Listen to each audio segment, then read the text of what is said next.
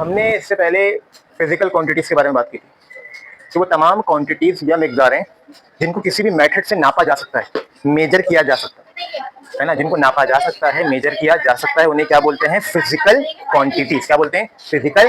मिसाल के तौर पे तुम अपनी हाइट नाप सकते हो, तो हाइट क्या है? Physical quantity. ठीक है। इसी तरीके से आप किसी भी चीज की लेंथ नाप सकते हो, किसी भी चीज की विड्थ नाप सकते हो और किसी भी चीज की हाइट नाप सकते हो। रास्ते की लंबाई नाप सकते हो, ऐसा ही है। और किसी कुएं की गहराई नाप सकते हो, किसी बिल्डिंग की हाइट नाप सकते हो। तो ये सारी जो चीजें नापी जा सकती हैं वो क्या होती हैं? Physical quantity. तो इधर आप दो तरह की फिजिकल क्वांटिटी में कंपैरिजन करो, दोनों बजाहिर दिखने में एक जैसी, लेकिन कुछ हद तक इनमें फर्क है।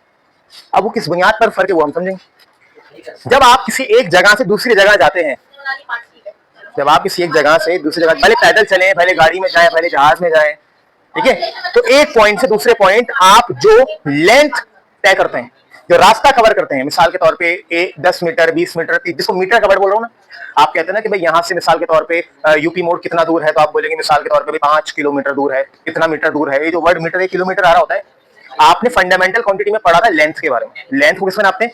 मीटर में। तो लेंथ मतलब एक पॉइंट से दूसरे पॉइंट तक का रास्ता।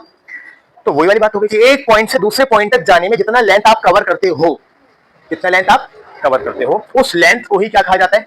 डिस्टेंस कहा जाता है। लेकिन एक बात जरूरी है कि इसमें आप डायरेक्शन या सिम्त का ख्याल नहीं रखते।